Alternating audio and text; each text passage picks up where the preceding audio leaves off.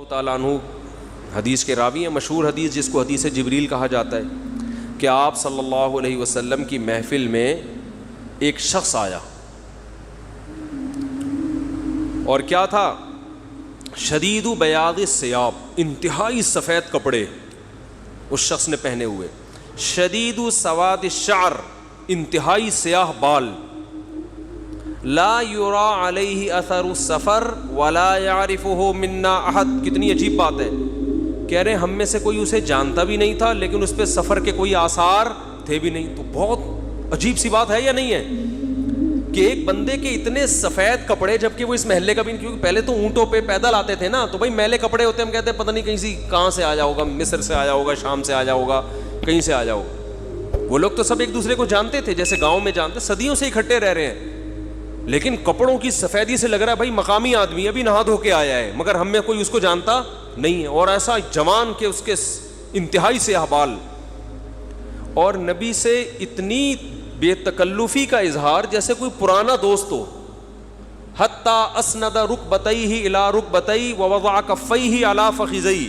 اپنے گھٹنے نبی کے گھٹنوں کے ساتھ ملا دیے، ایسے دو زانوں چپک کے بیٹھ گیا، اور اپنے ہاتھ اپنی یا نبی کی ران مبارک پہ رکھ دیے۔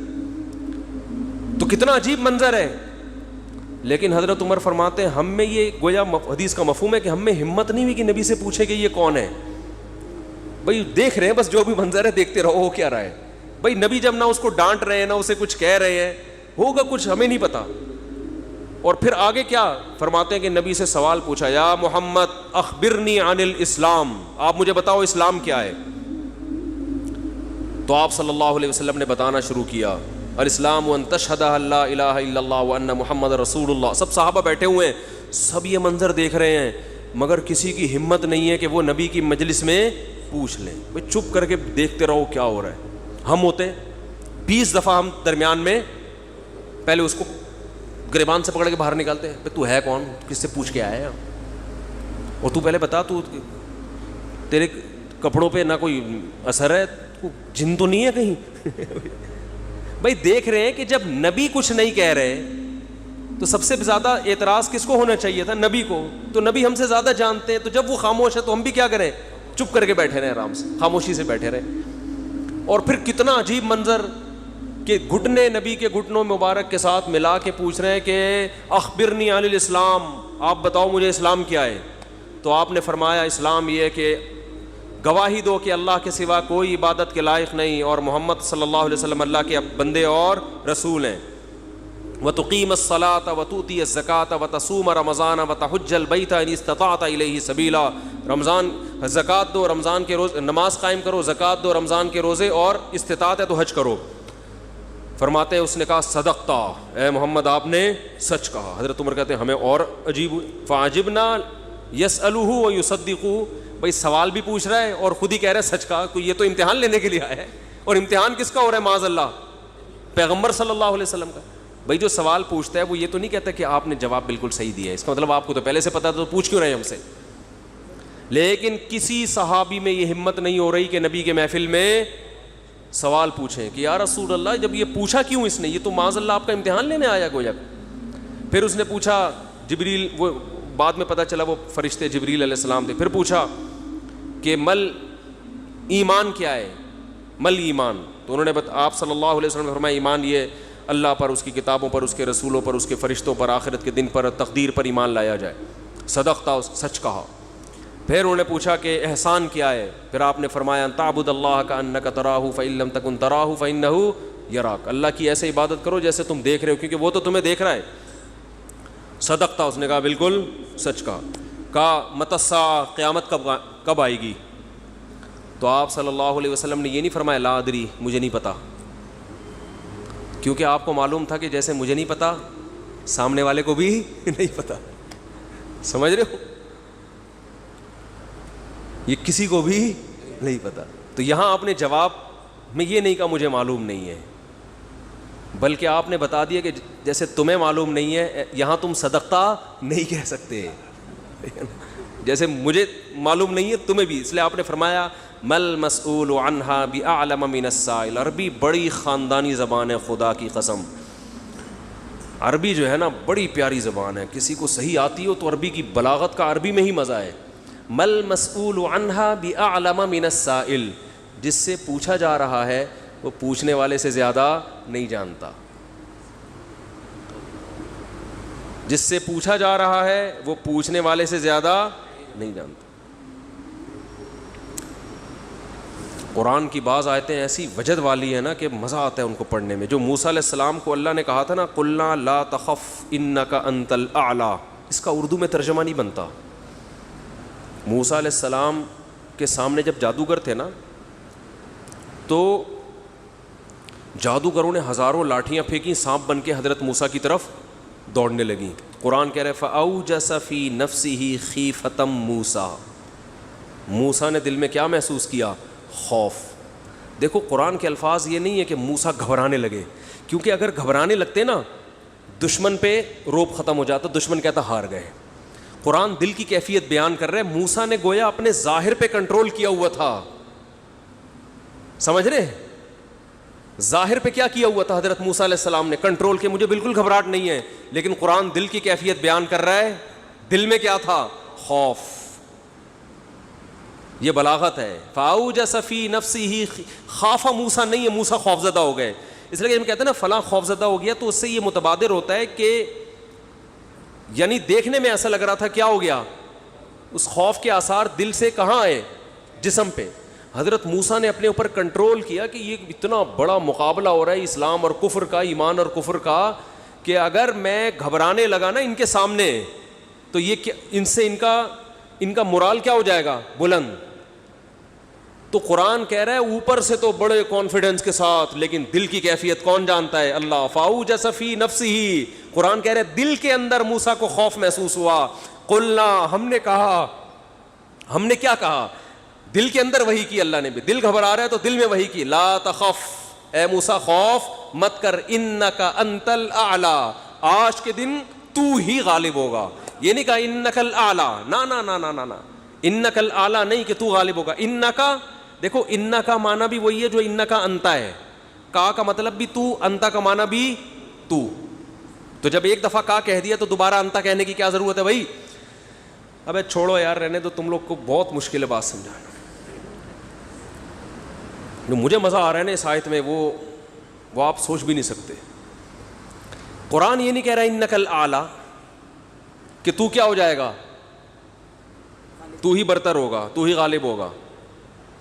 انکا انتا, یہ تاکید کے لیے, اے موسیٰ تو, صرف تو, ٹھیک ہے نا, اکیلا. الاعلی, اور اعلی بھی نہیں ہے. اصولی طور پر خبر پر الف لام داخل نہیں ہوتا. گرامر کے لحاظ سے اصولی طور پر انکا انتا اعلی ہونا چاہیے, یا انکا, سوری انتا نہیں, انکا اعلی. مبتدا معرفہ ہوتا ہے, خبر کیا ہوتی ہے؟ نکرہ. سمجھتے نہیں ہو بات کو, جب پڑھو گے نہیں رات کو تو سمجھو گے نہیں بات کو. انکا اعلیٰ ہونا چاہیے, اے موسیٰ تو غالب آ جائے گا, یہ مطلب ہوگا سیدھا سیدھا ترجمہ اس. اللہ نے اعلیٰ پہ الف لام لگا دیا. الف لام جب لگتا ہے نا کسی, تو وہ کسی اسپیسیفک چیز کو کہتے ہیں. جیسے کتاب کا مطلب کوئی بھی کتاب, الکتاب کا مطلب کوئی اسپیسیفک, کوئی خاص کتاب. آپ جب کہتے ہیں بندہ آیا ہے, بچے گھر میں آ کے بتا رہے ہوتے ہیں پنجاب میں بندہ آیا ہے, کراچی میں کہتے ہیں آدمی آیا ہے کوئی. یہ بندہ کا لفظ پنجاب سے امپورٹ ہوا ہے. کراچی میں لوگ کہتے تھے کوئی انسان آیا ہے, کوئی آدمی آیا ہے, تو پنجاب میں کیا کہتے ہیں اس کو؟ بندہ آیا ہے. اچھا شگون کے انسان کا بچہ بن جائے, وہ بندہ بن جائے, ٹھیک ہے نا. تو ہم جب کہتے ہیں کوئی بندہ آیا ہے, یہ ایک بندہ آیا ہے, تو وہ ان نون ہوتا ہے. اکثر ابو کو بتا رہے ہوتے ہیں ابو ایک انکل آئے ہیں, اس کا مطلب کیا ہوتا ہے؟ کوئی ہے. لیکن اگر ایسا بندہ آیا ہو جس کا آپ کو پتہ ہو, یعنی پہلے آ چکا ہو اور آپ اس کے انتظار کر رہے ہو, وہ اسپیسیفک وہ بندہ آ چکا ہو, تو عربی میں کہیں گے البندہ. بندہ عربی کا لفظ نہیں, لیکن میں سمجھانے کے لیے, جاء رجل یو سڑے راغلے, یو سڑے کہیں گے نا, یو سڑے راغلے, موقع دے کے بھاگ لے. ایک بندہ آیا ہے. جاء الرجل, تو اس کا مطلب وہ ایک مخصوص بندہ ہے جس کا پہلے سے آپ کی کھوپڑی میں تصور ہے. تو قرآن کہہ رہا ہے انکا انت الاعلی.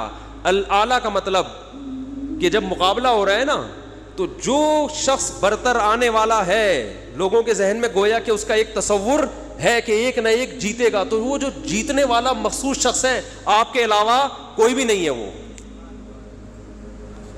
اور صرف آپ ہی ہو. الاعلی کون ہے آج؟ الاعلی, اعلی نہیں بلکہ الاعلی کون ہے؟ پورا ترجمہ ہو نہیں سکتا اس کا. وہ کون ہے؟ اے موسیٰ صرف اور صرف تو ہی ہے, تو لا تخف, تجھے خوف زدہ ہونے کی ضرورت نہیں ہے. تو کیا بات کر رہا تھا میں, یہ آیت کہاں سے آ گئی؟ ہاں, تو یہی نبی صلی اللہ علیہ وسلم نے جو فرمایا نا, مل مسئول عنہا بأعلم من السائل, یہ بھی کیا ہے؟ بلاغت ہے. جس سے پوچھا جا رہا ہے وہ سائل, مسئول سائل سے زیادہ نہیں جانتا. تو پھر حضرت جبریل نے, وہ جو انسان تھے, وہ جبریل تھے, انسان کی شکل میں آئے تھے, انہوں نے پوچھا کہ علامات بتائیں, تو آپ نے فرمایا انت لد الامۃ ربتہا. اس حدیث پہ جو ادب والی بات ہے وہ میں بھی گچی پکڑ کے رکھنا بھول نہ جاؤں, لیکن اس حدیث میں بات آ گئی ہے. تو ایک دلچسپ بات کیا ہے, آپ نے قیامت کی پہلی علامت بتائی کہ باندی اپنے آقا کو جنے گی. یعنی لونڈی اور غلام سے جو بچہ پیدا ہوگا وہ ماں کا بیٹا کم اور ماں کا باپ بولو زیادہ, ماں کا مولا اور ماں کا آقا زیادہ ہوگا. غلام کی مثال نہیں دی کیونکہ غلام مرد ہوتا ہے نا, اس پہ تصرف تھوڑا سا پھر بھی کم ہوتا ہے, یعنی وہ آپ کی ملکیت میں ہوتا ہے لیکن اس پہ کنٹرول کم ہوتا ہے کیونکہ آدمی ہے. جب عورت آپ کی ملکیت میں ہوتی ہے لونڈی, اس پہ وہ تو کمزور ہے نا, اس پہ کیا ہوتا ہے, آپ کا تصرف زیادہ. تو جو مکمل غلام اور باندی تھی وہ جب جنے گی جس نسل کو, تو ہونا تو یہ چاہیے تھا کہ جس نے جنا ہے اس کا مقام اونچا, لیکن جس کو جنے گی نا وہی اس پہ کیا کرے گا. یعنی ماں کا تو ایسا حق ہے نا, ماں کو تو ساری دنیا جانتی ہے نا کہ ماں نے کیسے گود میں پالا, کیسے جنا, اور لوگ ماں کے تانے دیتے ہیں نا. حضرت موسیٰ علیہ الصلاۃ والسلام نے جب حضرت ہارون کی داڑھی پکڑ کے کھینچی ہے نا, جب حضرت موسیٰ علیہ السلام کوہ طور پہ گئے تورات لینے, پیچھے بنی اسرائیل نے بچھڑے کی عبادت شروع کر دی. ہارون علیہ السلام کو نگران بنا کے گئے تھے کہ ذرا ان کی حفاظت کرنا, بڑے نالائق لوگ ہیں, دائیں بائیں نہ ہو جائیں. تو جب واپس آئے تو دیکھا کہ وہ کیا کر رہے ہیں, بچھڑے کی عبادت. تو حضرت موسیٰ کو سب سے پہلے غصہ کس پر آیا؟ حضرت ہارون پر. اپنے بھائی کی داڑھی پکڑ کے کھینچی کہ ما منعک اذ رأیتہم ضلوا, یہ گمراہ ہو رہے تھے, آپ نے روکا کیوں نہیں؟ تو حضرت ہارون نے کیا کہا, باپ کا واسطہ نہیں دیا بلکہ ماں کا. لا یبن اماں, اے میری اماں کے بیٹے, اے میری ماں کے بیٹے, کیونکہ یہ رشتہ فوراً سمجھ میں آتا ہے, ماں کا واسطہ, کیونکہ محبت کی علامت ہے نا. ابا جو ہے نا وہ تربیت کے لیے اللہ نے بنائے, وہ محبت وحبت زیادہ ابا سے امیدیں نہیں لگایا کریں. ابا کی ایک الگ ویلیو ہے, محبت بہت زیادہ کرتے ہیں ابا, لیکن وہ جتلاتے نہیں ہیں. وہ کہہ رہے ہیں تمیز سے زیادہ لاڈ پیار دکھاؤ گے نا, ابا یہ ہو گیا تمیز سے بیٹھ وہاں جا کے آرام سے, ٹھیک ہے نا, جو بات ہے ادب تمیز. ماؤں کو زیادہ ادب تمیز نہیں, ماؤں کو لاڈ چاہیے ہوتے ہیں. تو اس لیے ابا محبت تو بہت کرتے ہیں لیکن وہ آسانی سے سمجھ میں نہیں آتی کیونکہ تعظیم اس پہ غالب ہوتی ہے. اماں کی محبت 2 منٹ میں سمجھ میں آ جاتی ہے. تو جب بھی واسطہ دیا جاتا ہے کس کا؟ اماں کا. تو حضرت ہارون بھی واسطہ کس کا دے رہے ہیں کہ بھائی ایک ہی ماں کے ہم دونوں اولاد ہیں, آپ اتنی سختی تو نہ کریں نا, ماں کا واسطہ دے رہا ہوں آپ کو, یبن اماں, اے میری اماں کے بیٹے. تو ماں جو اتنا قریبی رشتہ ہے, جس کی محبت سب کو سمجھ میں آتی ہے, اس کو غلام بنا لینا تو یہ کھوپڑی میں آنے والی بات نہیں ہے. لیکن حدیث میں کیا آتا ہے, قرب قیامت میں بیٹا کیا ہوگا, ماں پہ حکومت کرے گا, بیٹا ماں پہ حکومت کرے گا. تو ہونا تو یہ چاہیے تھا کہ جو جنے, وہ جس کو آپ جن رہے ہیں وہ گویا ایک قسم کی لونڈی غلام ہو, ماتحت ہو, لیکن الٹا حساب ہو رہا ہوگا. تو یہ بھی پتہ چل رہا ہے کہ ادب مارکیٹ سے کیا ہونا شروع ہو جائے گا, شارٹ. مطلب حدیث کا یہی ہے کہ چھوٹے جو ہے نا وہ بڑوں کی جگہ ہو جائیں گے, اور بڑے, اور یہ خدا کی قسم آج اپنی آنکھوں سے میں دیکھ رہا ہوں, زیادہ تر لبرل لوگوں کے گھروں میں دیکھ رہا ہوں, دیندار گھروں میں کم. باپ اور ماں اپنے بچوں کو اسکولوں میں 15-20 ہزار روپے فیسیں دے کر بدتمیز بنا رہے ہیں باقاعدہ پیسوں کے ذریعے. یعنی اسکولوں میں پڑھا رہے ہیں ماڈرن اسکول ہیں اور بہت ہی ماڈرن قسم کے اسکول جن میں مذہب نہیں ہے. بچہ انگلش بہت اچھی بول لیتا ہے اور ٹھیک ٹھاک فیسیں دے کے کیا کر رہے ہیں, اپنی نافرمانی پیسے دے کے سکھا رہے ہیں. آج بھی میرے پاس ایک کیس آیا, کسی کو نہیں پتا چلے گا کس کی بات ہو رہی ہے. ایک صاحب نے کہا میں نے اپنی بچی کو ایڈمیشن کروایا, میں 20 ہزار روپے فیسیں دے رہا ہوں اور وہ چرس پی رہی ہے, وہ پتہ نہیں کتنے لڑکوں سے دوستیاں لگا رہی ہے.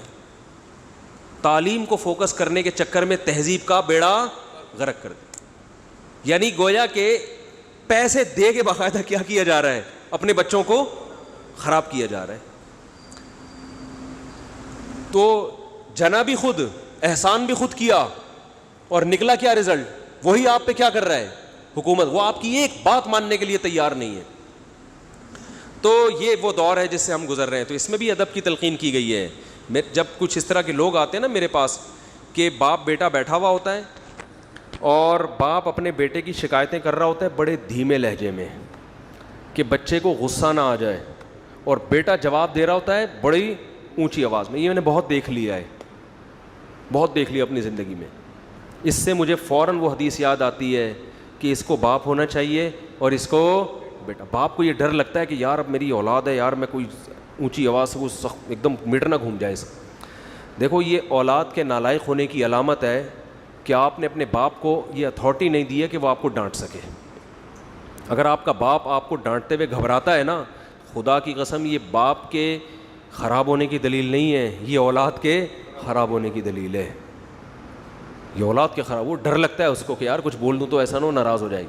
میں نہیں کہہ رہا اولاد پہ بیجا سختیاں کریں یا خام خامے ڈانٹ ڈپٹ کرتے رہیں, اس سے تو ڈپریشن کے مریض بنتے ہیں. ماں باپ ظلم بھی کرتے ہیں. اس پہ میں انشاءاللہ بیان کروں گا کہ میرا ارادہ ہے, میں نے جو سینٹ میں بل پیش ہوا نا کہ ماں باپ کو اولاد پہ ہاتھ اٹھانے کی اجازت نہیں, شوہر کو بیوی کو ڈانٹنے کی اجازت نہیں, تو یہ بالکل خلاف ہے, لیکن اس کا ناجائز فائدہ بھی اٹھایا جاتا ہے.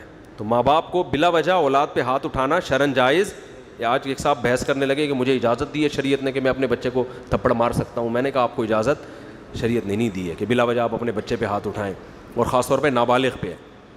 نابالغ کے حقوق اسلام میں بہت زیادہ ہیں. ماں کو اجازت نہیں اپنا غصہ آ کسی اور پر ہے نکال کس پہ رہی ہے. میں نے ماؤں کو دیکھا ہے طبیعت خراب ہے جھنجلا رہی ہے, بچے کو پڑھ کے طبیعت سے کوٹ دیا اس کو, وہ بیچارہ. بعض بچے ماں کی چنگیز خان جیسی مائیں ہوتی ہیں, وہ بچے ٹھٹر کے ان کی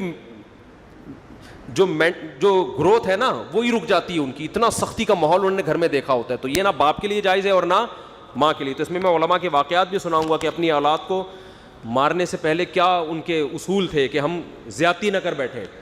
تو یہ بھی ہے. اچھا خیر, تو جلدی سے بات کو یہ سمیٹ کے ختم کرتا ہوں. یہ کیا ہو گیا, ہو گیا. تو رسول اللہ صلی اللہ علیہ وسلم کی محفل میں حضرت جبریل آئے تو حضرت عمر فرماتے ہیں, تو حضرت عمر رضی اللہ تعالیٰ عنہ فرماتے ہیں فلبثت ملیہ, میں نے جب یہ منظر دیکھا تو میں بہت دنوں تک ٹھہرا رہا. یعنی کچھ دن گزرنے کے بعد بھی حضرت عمر کی ہمت نہیں ہوئی کہ نبی سے پوچھیں کہ یا رسول اللہ یہ کون تھے, یہ کیا ہے احترام, کہ بھئی ایسا نہ ہو نبی صلی اللہ علیہ وسلم ناراض ہو جائیں. خود کیوں نہیں بتا رہے بھئی, یہ اہم بات ہوتی تو آپ صلی اللہ علیہ وسلم تو خود معلم تھے, خود بتاتے. تو فرماتے ہیں کچھ دن کے بعد خود نبی نے مجھ سے پوچھا کہ عمر جانتے ہو وہ شخص کون تھا؟ میں نے کہا اللہ اس کے رسول ہی زیادہ جانتے ہیں. فرمایا ھذا جبریل اتاکم یعلمکم دینکم, یہ جبریل تھے انسانی شکل میں آئے تھے تمہیں تمہارا دین سکھانے کے لیے. اس سے پتہ چلتا ہے کہ تعلیم کا صرف یہ طریقہ نہیں ہے کہ استاذ بیٹھ کے بچوں کو پڑھاتا رہے سارا دن بیٹھ کے. یہ نیچرل وے آف ٹیچنگ ہے کہ ایک ماحول بنا دیا, ایک شخص آ رہا ہے, صحابہ اچھا پھر ایک تعجب کی فضا قائم کی گئی تاکہ نا ان کو یہ محفل یاد رہے. اگر ایسا ہی ہوتا وہ نارمل ڈریس, سفر والے ڈریس میں آتے تو یہ تو نارمل مجلس ہے, بھائی کوئی مسافر آیا ہے. ایسا ایک مخمصے میں ڈالا گیا کیونکہ جب کوئی ایسی عجیب سی محفل ہوتی ہے نا تو دماغوں میں بیٹھ جاتی ہے, اس کا ایک ایک منظر یاد رہتا ہے. تو اس سے ماحول کی تبدیلی کا بھی انسان پہ اثر پڑتا ہے. تو صحابہ کیا کر رہے ہیں, نبی صلی اللہ علیہ وسلم سے سوال پوچھنے سے پہلے ایک اور واقعہ سنا کے بس یہ میں ٹاپک ختم کرتا ہوں. ایک اور واقعہ ہے, حدیث میں آتا ہے کہ آپ صلی اللہ علیہ وسلم نے ظہر یا عصر کی نماز پڑھائی, صحیح حدیث ہے. اس میں آپ نے 4 کی جگہ 3 رکعتیں پڑھا دیں. کتنی؟ 3. اب صحابہ سوال نہیں پوچھ رہے کہ یا رسول اللہ یہ آپ سے غلطی سے ایسا ہوا ہے، کیا ہوا ہے؟ خوف زدہ. حضرت ابو بکر اور عمر بالکل پیچھے بیٹھے ہوئے ہیں. حدیث میں آتا ہے فہابا ان یتکلماہ، آپ گھبرائے کہ آپ اس بارے میں نبی سے سوال پوچھیں. کیوں؟ ہو سکتا ہے نبی کو اس بات پہ غضب آ جائے کہ بھائی جب میں نے 3 پڑھائی ہیں تو میرے 4 پڑھنے سے جب چاہ کہ ہاں تمہاری یہ نیکی لکھی جا رہی ہے تو حلال کی طرف آؤ اور کسی کی مت سنو. سمجھتے ہو؟ بائک پہ گاڑی پہ پہلے سے موسٹ وانٹیڈ لکھ کے لگا دو، کسی کی مت سنو. اس میں ٹینشنیں آئیں گی، برداشت کرو اللہ کے لیے. سمجھتے ہو؟ میں اپنی ٹینشنوں کے قصے سنانا شروع کر دوں آپ پاگل ہو جاؤ گے. آپ کہتے ہو مسا بڑے ہنسی خوشی، اللہ کا شکر ہے ہنسی خوشی زندگی گزری ہے لیکن بہت ٹف لائف گزاری ہے میں نے، جو اگر میں آپ کو سناؤں تو آپ بولو یار یہ ہو کیا گیا. لیکن یہ کہ بس ایک دفعہ فیصلہ کر لو یار ہے بس.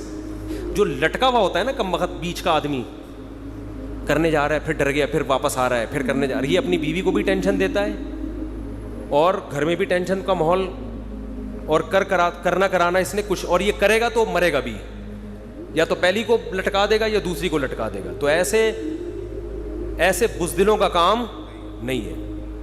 سمجھ رہے ہو؟ پوچھ رہے ہوتے ہیں کر لوں جا کے بیگم کر.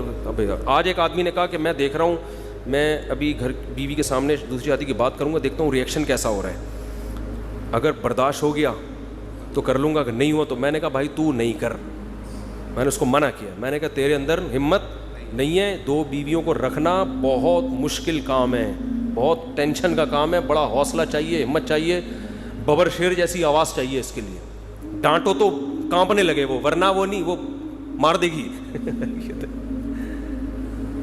تو بہت مشکل کام ہے، ٹھیک ٹھاک ٹینشن ہوتی ہے اس میں، لیکن پھر بھی میں کہتا ہوں کرو کیونکہ معاشرے کی ضرورت ہے یہ، لیکن دل گردہ پیدا کر کے کرو.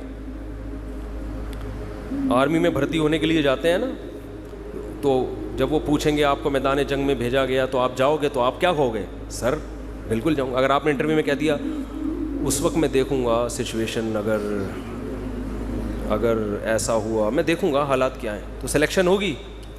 دفعہ ہو یہاں سے، بول نکل مروائے گا. تو فوج میں دیکھا جاتا ہے بھائی دل گردہ ہے یا نہیں ہے. ISSB کے امتحان میں بھی دیکھا جاتا ہے اس میں. اچھا اس میں یہ بھی دیکھا جاتا ہے کہ بحث کرنے کی طاقت کتنی ہے اس میں. بعض لوگ نا بحث ہی نہیں کر پا رہے ہوتے ہیں، ایسے منمنا رہے ہوتے ہیں، ہنا رہے ہوتے ہیں، تو ان میں بھی ڈیسیجن پاور نہیں ہوتی. تو یہ سب چیزیں میں تو کہتا ہوں 4 شادیوں، دوسری شادی سے پہلے ISSB کا امتحان کلیئر کرواؤ. اس سے امتحان میں پاس ہو جائے تو 4 کر، امتحان میں فیل ہو گیا بھائی. جو آدمی میدان جنگ میں صف اول میں لڑ نہیں سکتا وہ دوسری شادی نہیں کر سکتا. میری رائے ہے یہ. جو وہاں لڑ سکتا ہے وہ یہاں بھی لڑ سکتا ہے. یہ بالکل، بلکہ وہاں لڑنا شاید آسان ہو، یہاں میں نے ایسے لوگ بھی دیکھے میدان جنگ میں لڑے، جنگ ہوئی، انڈیا پاکستان کی جنگیں تو ہوتی رہتی ہیں نا، میدان میں بہادری کے جوہر دکھائے، گھر میں آ کے کہا یار یہ کام ہم سے نہیں ہوتا. بہت زیادہ ہو گئی آج. بزرگوں سے سنا ہے کہ علم نافع کی دعا مانگنی چاہیے. بہت لمبا سوال ہے، پھر انشاءاللہ بتائیں گے بعد میں. بہت ٹائم ہو گیا بھائی. ٹھنڈا پانی پینا سنت ہے، مگر آج کل جو ٹھنڈا پانی فریج کا ٹھنڈا، یہ بالکل صحیح ہے. فریج کا ٹھنڈا سنت نہیں ہے. جو نیچرل ٹھنڈا ہو، کنویں کا جو ٹھنڈا، چشموں کا جو ٹھنڈا پانی ہوتا ہے وہ نہیں مل رہا تو فریج کا ٹھنڈا پی لو.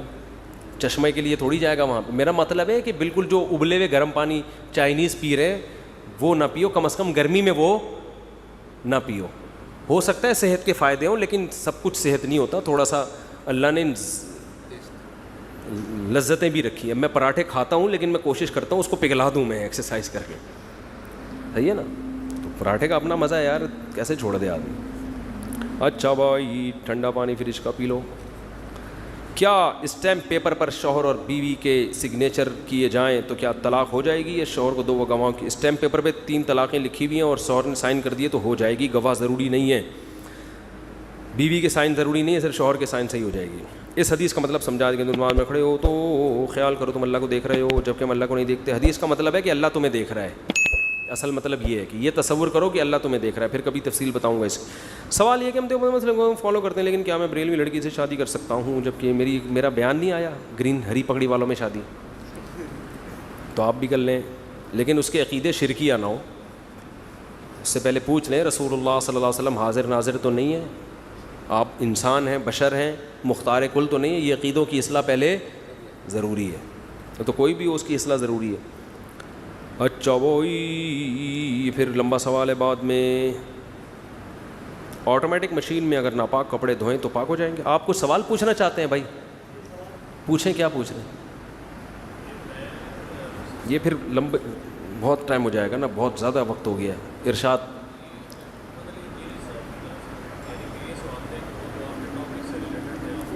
جی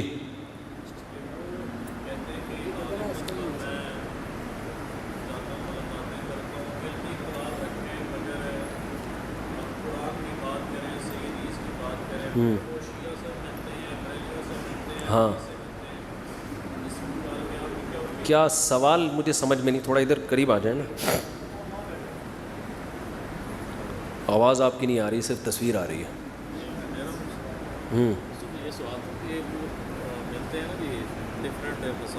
یہ انجینئر صاحب کے پاس سے آئے ہیں تو کچھ سوال کر رہے ہیں انجینئر صاحب کی طرف سے، انہوں نے کہا یہ سوال کرنے کا. اچھا، اخپل سوال ہے آپ کا. اس میں وہ بریلوی عالم سے ملتے ہیں، یعنی کہ سعید اسد صاحب سے ملے، پھر جاوید غامدی صاحب سے ملے. جی، انجینئر صاحب غامدی صاحب سے ملے، بریلوی صاحب سے ملے، اور جواد نقوی صاحب ان سے بھی ملے، جواد نقوی صاحب سے. جی، میں بات کرتا ہوں قرآن اور صحیح حدیث کی. علمی اختلاف رکھیں مگر ہم یونٹی کی بات کریں. انجینئر صاحب یہ کہتے ہیں کہ ہم قرآن و حدیث کی بات کرتے ہیں، علمی اختلاف تو کریں مگر یونٹی کی بات کریں. جی آگے. اس پر میں کیا کہوں؟ تبصرہ. ماشاء اللہ. وہ کہہ رہے ہیں، میں یہ کہہ رہے ہیں ان کی طرف سے، پتہ نہیں ان کی طرف سے اپنی طرف سے کہہ رہے ہیں، اپنی طرف سے کہہ رہے ہیں. یعنی ان کا کہنا یہ ہے کہ وہ تو یونٹی کی بات کرتے ہیں، اتحاد کی بات کرتے ہیں. وہ کہتے ہیں کہ میں یونٹی کی بات کرتا ہوں، یعنی کہ اچھا، کہ میرا مقصد یعنی میں سب سے ملتا ہوں، بریلوی علماء سے بھی، شیعہ سے بھی، سب سے ملتا ہوں. تو ملنے پر گورنمنٹ کی طرف سے کوئی پابندی نہیں ہے، مل لیں آپ. اس پر وہ جاتے ہیں ملنے کے. یعنی وہ کہتے ہیں میں اتحاد امت کی بات کرتا ہوں. اچھا لطیفہ سنایا آپ نے، ماشاء اللہ، بہت لطیفہ، بہت اچھا. اتحاد، جتنی باتیں اب تک ہو رہی ہیں وہ ساری کیا ہو رہی ہیں؟ یعنی بزرگوں کی کتابوں سے کیڑے نکال کے امت میں کیا کرنا. ٹھیک ہے نا. مفتی تقی عثمانی صاحب نے بھی کہا ہے کہ احمد رضا بریلوی کا، حضرت حکیم الامہ نے مولانا احمد رضا بریلوی کا بڑا احترام کیا، تو فوراً کیڑا نکال دیا کہ کوئی احترام نہیں کیا. تو اتحاد کی بات تو یہ تھی کہ چلو پہلے نہیں کیا، چلو اب تو شروع کر دیا نا. اتحاد کی بات تو یہ ہوتی ہے نا کہ چلو پہلے اس کو مفنت کا، جو مرضی کا، مگر چلو الحمدللہ، چلو ہم مان لیتے ہیں. دیکھو جب کوئی غلطی کرتا ہے نا، آپ بچے کو سمجھا رہے ہیں کہ یوں نہیں کرو، ایسا نہیں کرنا، اور بچے نے ویسا کیا ہوتا ہے، تو بچہ کہتا ہے کہ میں تو نہیں کرتا. تو باپ کیا کہتا ہے اس کو؟ چلو ماشاءاللہ خوشی ہوئی سن کے کہ تم، تو باپ کیا کرتا ہے؟ مٹی ڈال دیتا ہے کہ پچھلی غلطی پہ پردہ ڈالو، آئندہ سے تو نہیں کر رہا. لیکن اگر باپ کی طبیعت میں شرارت ہوگی تو وہ طنز کرنا شروع کر دے گا کہ نہیں تم نے تو کیا ہے، نہیں تم نے تو کیا ہے. تو یہاں سے بچے کے دل میں کیا پیدا ہوگا؟ بغاوت کے جذبات پیدا ہوں گے. تو ان سے کہیں کہ آپ اگر امت میں اتحاد چاہتے ہیں تو اپنا طریقہ تھوڑا سا چینج کر لیں. آپ علماء کی کتابوں سے مثبت چیزیں نکالا کریں، ٹھیک ہے نا، اور جو منفی چیزیں ہیں اس پہ علمی انداز سے رد کر دیا کریں کہ یہ ان سے غلطی ہوئی ہے. مجھے تو یہ ٹاپک ہی فضول لگتا ہے، پتہ نہیں کیا سوال لے کے بیٹھ گئے آپ. چلو پھر کبھی ملیں گے انشاءاللہ.